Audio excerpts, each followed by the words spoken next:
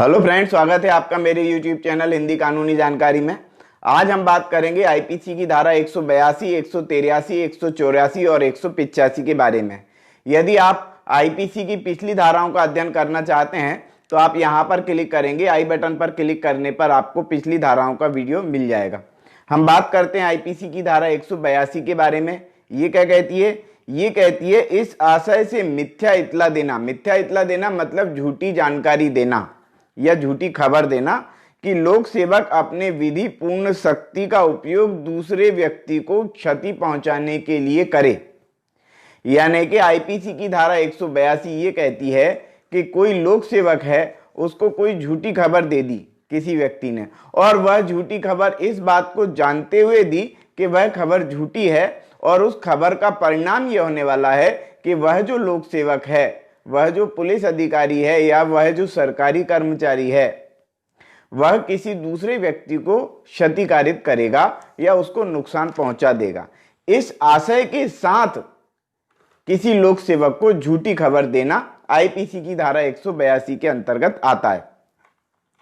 इसमें क्या क्या है देखो। सबसे पहला पॉइंट तो है ये है कि कोई बात करे या करने में लोभ करे। कौन कौन करे ऐसा वह लोक सेवक करे। लोक सेवक ऐसा क्यों करेगा?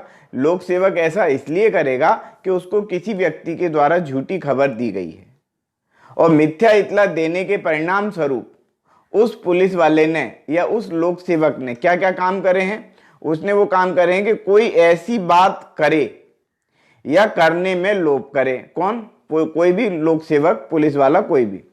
क्यों करे? क्योंकि वो उसको झूठी खबर है। वह लोक सेवक यदि उस संबंध में जिसके बारे में इत्तला दी गई है तथ्यों की सही स्थिति का पता होता तो वह वैसा ना करता। यानी कि लोक सेवक को यदि सही जानकारी होती तो वह वैसा नहीं करता जैसा उसने किया। या तो कोई कार्य उसने किया या कार्य करने में उसने लोभ किया।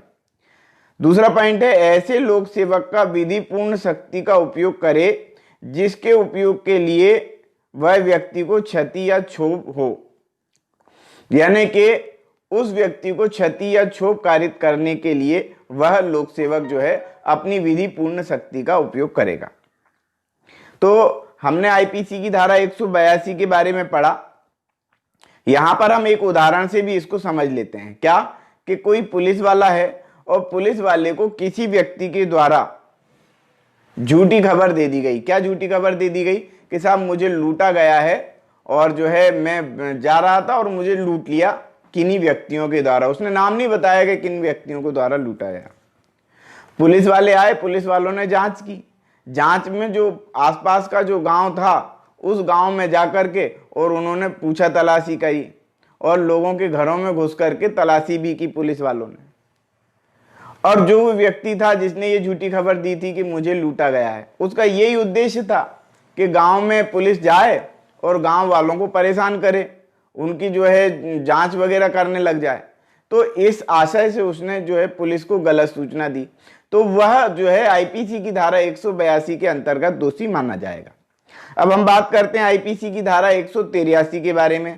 आईपीसी की धारा 183 क्या कहती है? वह यह कहती है कि लोक सेवक के विधि पूर्ण अधिकार द्वारा संपत्ति के लिए जाने का प्रतिरोध करना। यानी कि कोई लोक सेवक है और वह किसी संपत्ति को प्राप्त करने का वैध अधिकारी है।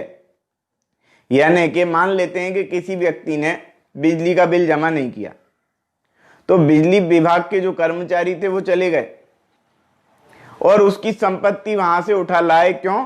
क्योंकि उसको बिजली का बिल लेना था, तो वसूली के लिए उन्होंने ऐसा किया। या एक और उदाहरण हम ले लेते हैं कि मान लेते हैं कि कोई अवैध रूप से जो है बिजली की मोटर चला रहा था, और उस मोटर को जब्त करने के लिए जो है विद्युत विभाग के कर्मचारी गए, तो जो है उस मोटर का जो मालिक था उसने उसको जब्त नहीं करने दिया, उसका प्रतिरोध किया।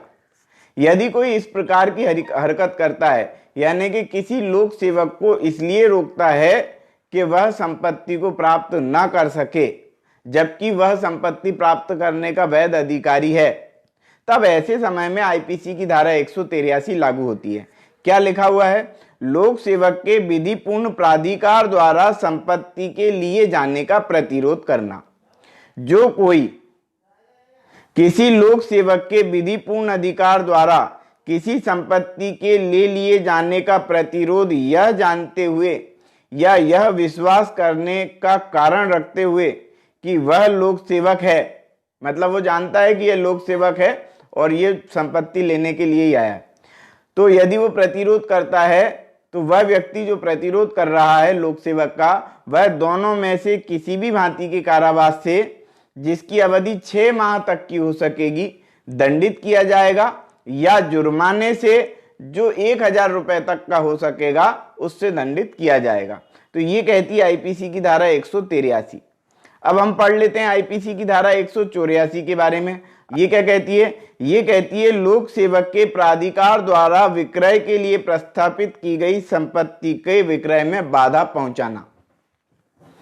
यानी कि कोई लोक सेवक है और वह संपत्ति को नीलाम कर रहा है, संपत्ति की बोली लगा रहा है।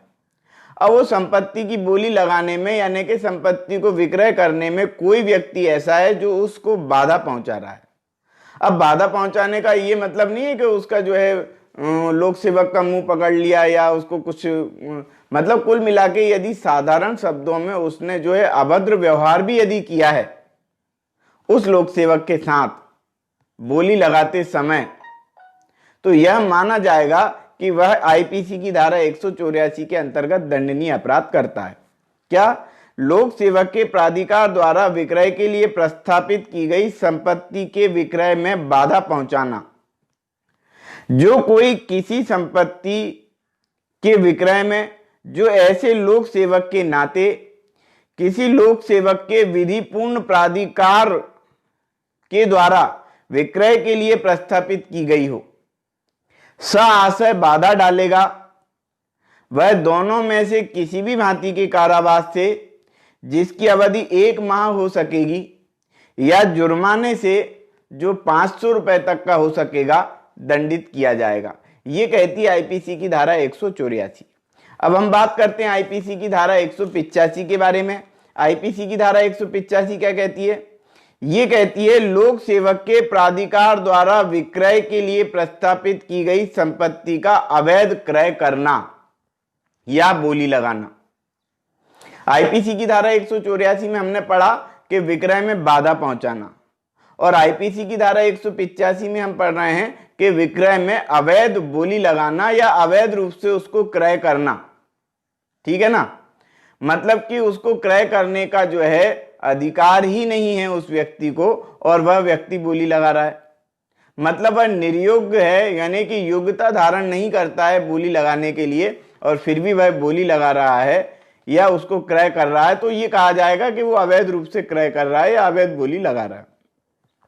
आईपीसी की धारा 185 के अंतर्गत क्या कि जो कोई संपत्ति के किसी ऐसे विक्रय में जो लोक सेवक के नाते लोक सेवक के विधिपूर्ण प्राधिकार द्वारा हो रहा हो, ऐसे व्यक्ति के निमित्त, चाहे वह व्यक्ति स्वयं हो या वह कोई अभिकर्ता हो, यानी कि किसी दूसरे के लिए वो बोली लगा रहा हो, तो भी यहां पर ये माना जाएगा।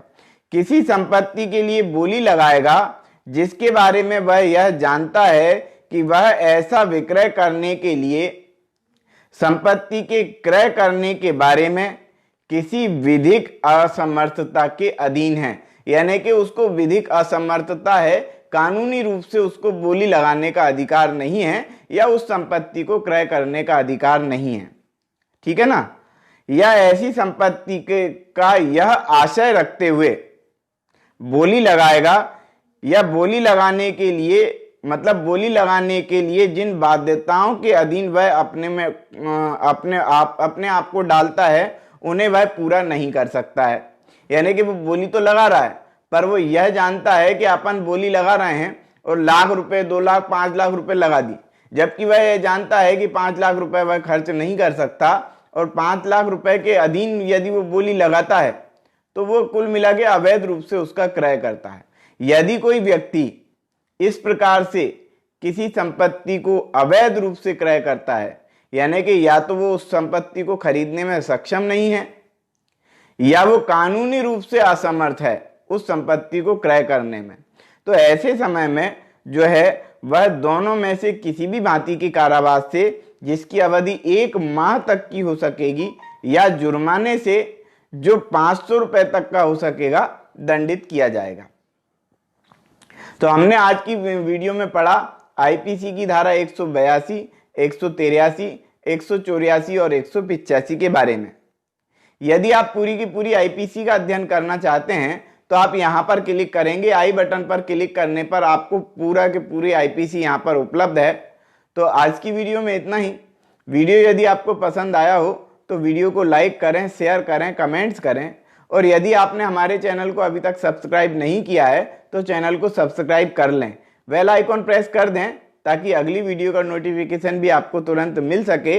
ये वीडियो देखने के लिए बहुत बहुत धन्यवाद।